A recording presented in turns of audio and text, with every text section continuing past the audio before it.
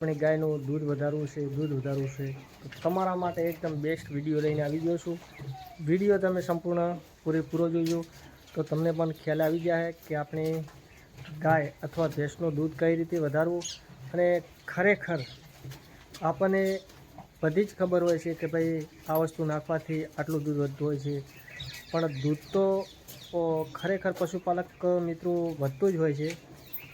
પણ અમુક વસ્તુ પશુમાં આપણે હજમમાં જેવી વસ્તુ છે કે વધારે દૂધ આપતી હોય ગાય એને આપણે કઈ ટાઈપનો ખોરાક આપવાનો છે, અને વધારે દૂધ આપતી હોય છે એનું કેલ્શિયમ ઘટી જતું હોય છે અને વારંવાર બીમાર પડતી હોય છે। તમે ફક્ત ને ફક્ત એટલું જ વિચારતા હોય છો કે આપણી ગાયનું દૂધ 12 લીટર 13 લીટર કઈ રીતે ઘટાડવું। દૂધ તો આપણે પશુપાલક મિત્રો જેટલું વધારવું હોય એટલું વધારી શકીએ। ગાયમાં નસલ હોવી જોઈએ અને સારી ગાય હોય તો તમે 10નું 12 લીટર પણ કરી શકો અને 12 થી 13 લીટર પ્લસ પણ જઈ શકે ગાય।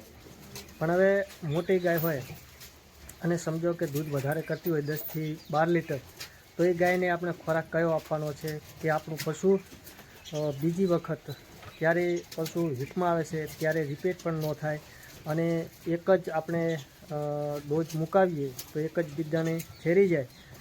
પશુપાલક મિત્રો એ વિશેની આજ આપણે ચર્ચા કરવાના છે અને વિડીયોની અંદર તમે પશુપાલક મિત્રો આવ્યા હોય તો વિડીયોને એક લાઇક કરવાનું ન ભૂલતા। મિત્રો ખાસ તમારે મોટી ગાય હોય છે કે 10 લીટર દૂધ કરતી હોય છે, હવે એને ખોરાક તમે સારો પણ આપો તો તમારા ફેટ પણ વધી શકે છે અને પ્લસ દૂધ પણ વધી શકે છે।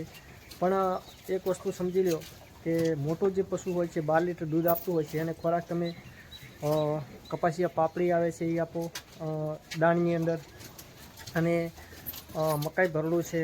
પછી બીજી વસ્તુ એ છે કે તમે અંદર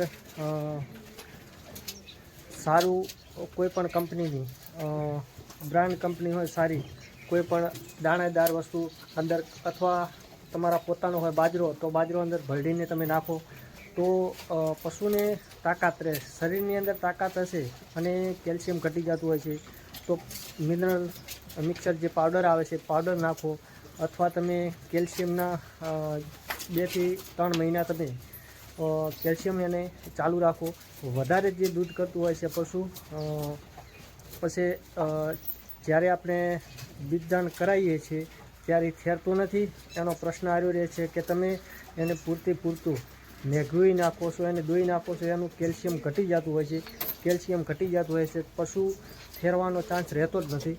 તો પશુપાલક મિત્રો ખરેખર કોઈ પણ તમે દાણ આપતા હોય દાણની અંદર કપાસિયા પાપડી આલતા રહો, અને બાજરો છે મકાઈ છે ભરડીને તમે કદાચ બજારની અંદર મળી જાય છે, ભરડીને તમે જેટલું હાથી નાખશો ને એટલો પણ તમારે ફાયદો રહેશે। પશુપાલક મિત્રો ફક્ત ને ફક્ત તમે એ જ ના વિચારો કે અમારા પશુનું 12 થી 13 લીટર દૂધ ઘટાડવું છે, 13 થી 14 લીટર દૂધ ઘટાડવું છે। દૂધ તો આપણે ગમે ધારણ તો નીકળે જ દૂધ, જે નસલવાળું પશુ હોય છે સારી ઓલાટની જે ગાય હોય છે એને દૂધ તો પણ વધતું હોય છે, પણ એની સામે આપણા પશુ સામે આપણે જોવું પડે। કારણ કે તમે 12-13 લીટર દૂધ કઢાવી શકો પણ પછી બીજી વખત જ્યારે ગાભણમાં થાય છે ત્યારે જટ કરતું થેરતું નથી અને ઉઠલા પણ વધારે મારતું હોય છે।